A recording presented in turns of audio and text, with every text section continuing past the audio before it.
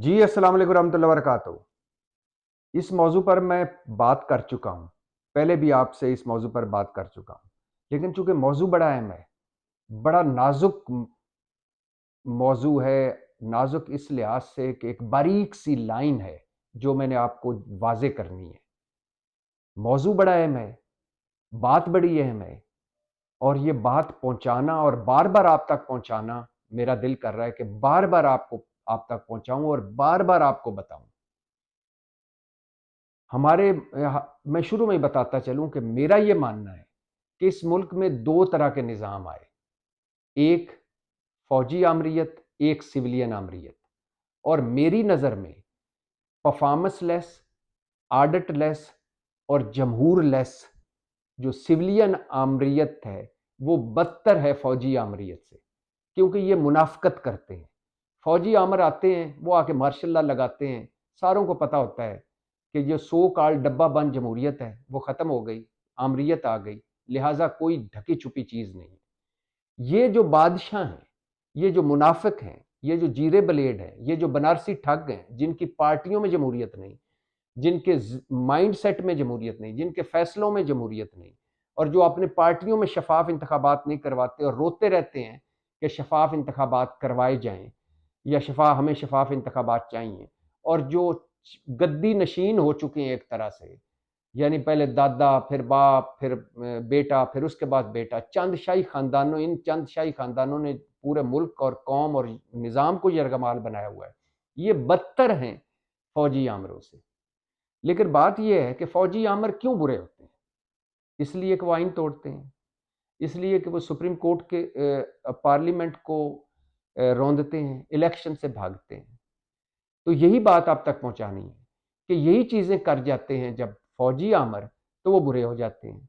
लेकिन जब यही चीज़ जमहूरे करते हैं, तो फिर भी जमहूरियत पसंद हो जाते हैं।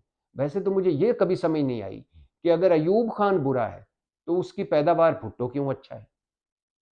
बाद में कहते हैं जी उन्होंने पार्टी बना ली थी और पार्टी बनाकर वो जमहूरियत के रास्ते में चल पड़े थे। क्या भुट्टो जमहूरियत पसंद था? उसके फैसलों में जमहूरियत थी? ज़रा भुट्टो दौर में जाकर देखें और एनालाइज करके देखें। अच्छा, अगर ज़िया-उल-हक बुरा है, तो फिर नवाज शरीफ कैसे अच्छे हैं? क्या उनका वो इस तरीका का उन्होंने अपनी आमरीत जो थी, या जो उन्हें विरसे में आमरीत मिली थी, उसको उन्होंने ऊपर लिबादा जमहूरियत का पहना दिया, इसलिए अच्छे हो गए। इस लिहाज से तो फिर परवेज़ मुशर्रफ सबसे अच्छे हैं, जिन्होंने बेस्ट बल्दियाती निज़ाम दिया इस मुल्क को, जिन्होंने इलेक्ट्रॉनिक मीडिया दिया इस मुल्क को, जिन्होंने नेपरा, ओगरा, नादरा जैसे महकमे दिए इस मुल्क को, जिन्होंने ख़वातीन की नशिस्तें बढ़ाई कौमी असम्बली में, जिनके दौर में इस मुल्क की अंदर अंदर खुशहाली थी और बाहर कोई रत्ती भर इज्जत थी, और जिनके दौर में स्टील मिल मुनाफे में थी, रेलवे और पीआईए का खसारा था मगर बहुत कम, कर्जा 6,000 अरब था, 60 रुपए का डॉलर था। इस लिहाज से तो फिर वो अच्छे हैं, डिलीवर भी कर रहे थे, गवर्नेंस भी कर रहे थे, परफॉर्मेंस भी अच्छी थी। लेकिन क्यों बुरे हैं? क्योंकि वो आमर हैं। क्यों आमर हैं? क्योंकि वो आइन तोड़ के आए। उन्होंने पार्लियामेंट, अदलिया और जमहूरियत को मजाक बनाया और वो इलेक्शन से भागे। तो अगर मुशर्रफ पर आर्टिकल 6 लग सकता है इस वजह से कि उन्होंने आइन तोड़ा, तो सदर आरफ अलवी पर क्यों नहीं आर्टिकल 6 लग सकता? क्योंकि वो भी आइन तोड़ चुके हैं। उनकी ड्यूटी में शामिल था कि वो 7 नवंबर से पहले 90 दिन के अंदर इंतखाबात करवाएं, मगर नहीं करवाए। तो इस लिहाज से चीफ इलेक्शन कमिश्नर पर भी आर्टिकल 6 लगना चाहिए, क्योंकि सुप्रीम कोर्ट कह चुकी है कि इलेक्शन कमीशन आइन की खिलाफ वर्जी का मुर्तकब हुआ। इलेक्शन कमीशन ने जमहूरियत को पटड़ी से उतारा। इलेक्शन कमीशन अपने काम के अलावा सारे काम कर रहा है। इस लिहाज से शहबाज शरीफ पर भी आर्टिकल 6 लगना चाहिए, क्योंकि पंजाब और केपी इलेक्शन से वो भागे और उन्होंने सुप्रीम कोर्ट के फैसलों को रद्दी की टोकरी में फेंका, सुप्रीम कोर्ट को तकसीम किया, सुप्रीम कोर्ट को मजाक बनाया, सुप्रीम कोर्ट के फैसलों को मजाक बनाया, पार्लियामेंट को अपने ताबे किया, अधूरी और जाली पार्लियामेंट को लड़ाया सुप्रीम कोर्ट से, और इलेक्शन से भी भागे, जमहूरियत को भी रोंदा, अदलिया को भी रोंदा। तो आर्टिकल 6 उन पर भी लगना चाहिए। गवर्नर केपी, जिनके बारे में सुप्रीम कोर्ट कह चुकी है, जो मौलाना साहब के समधी हैं, गुलाम अली, उन पर भी आर्टिकल 6 लगना चाहिए, क्योंकि उनके बारे में सुप्रीम कोर्ट कह चुकी है आइन की खिलाफ वर्जी के मुर्तकिब हुए। और गुज़श्ता रोज़ सुप्रीम कोर्ट वाज़े कर चुकी है क्या कि सदर ने डेट देनी थी।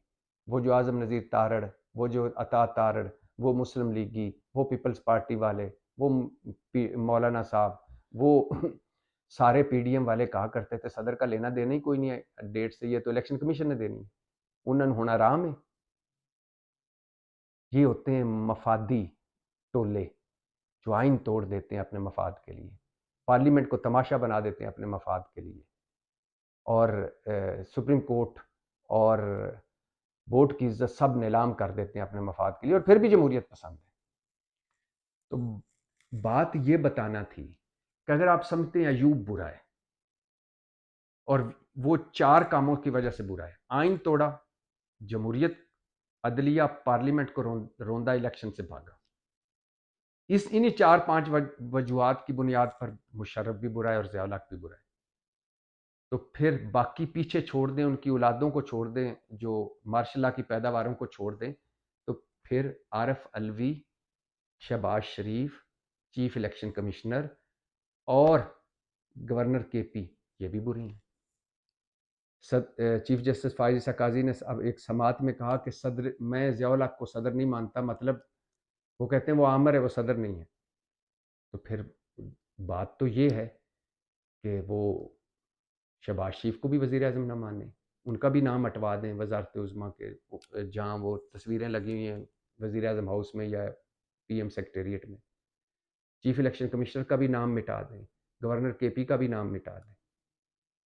लेकिन जो बताने वाली बात है कि जो एक जर्नैल जो कुछ करके आमर हो जाता है, बुराई का सिंबल हो जाता है, वही एक जाली और नकली और मिलावट ज़दा आदमी जमहूरियत का लिबादा पहन के करके साफ शफाफ होता है। क्यों ऐसा है? बात यह है कि चीफ जस्टिस साहब इस वक्त फाइज ईसा काजी साहब हैं, जो आइन की हमेशा से कहते हैं मैं आइन के साथ खड़ा हूँ और आइन की पासदारी कर रहा हूँ। पिछले 16-17 महीनों में जो कुछ हुआ है वो 75 साल तारीख में कभी नहीं हुआ। क्या हुआ कि आइन, जमहूरियत में रहकर आइन तोड़ा जा सकता है, ये पिछले 16-17 महीनों में साबित हो गया। जमहूरियत में रहकर जमहूरियत का लिबादा ओढ़कर सुप्रीम कोर्ट के फैसलों को रद्दी की टोकरी में फेंका जा सकता है, ये साबित हो गया। इलेक्शन से भागा जा सकता है जमहूरियत पसंद कहलाकर भी, ये पिछले 16-17 महीनों में साबित हो गया। लंदन में बैठकर सेनेटर बना जा सकता है। मैं दूसरे शहर में होकर एक दूसरे शहर में बैंक अकाउंट नहीं खुलवा सकता, इसहाक डार साहब लंदन में बैठ के सेनेटर बन सकते हैं। ये जमहूरियत के करिश्मे हैं।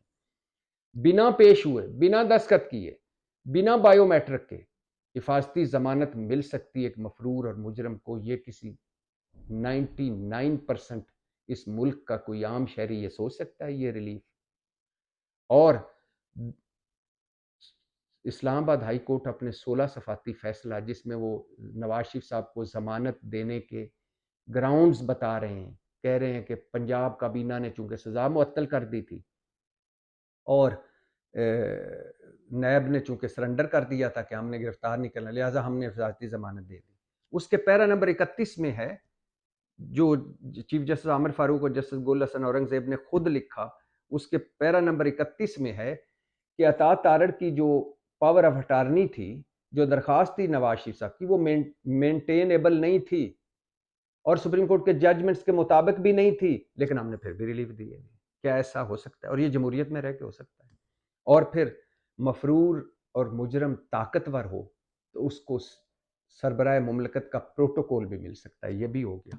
और फिर काबीना चाहे निगरान हो, काम उसका हो ना हो, उसके पास जवाज हो ना हो, ठोस बुनियादें हो ना हो, इसके बावजूद वो किसी मुजरम की सजा मुअत्तल कर सकती है।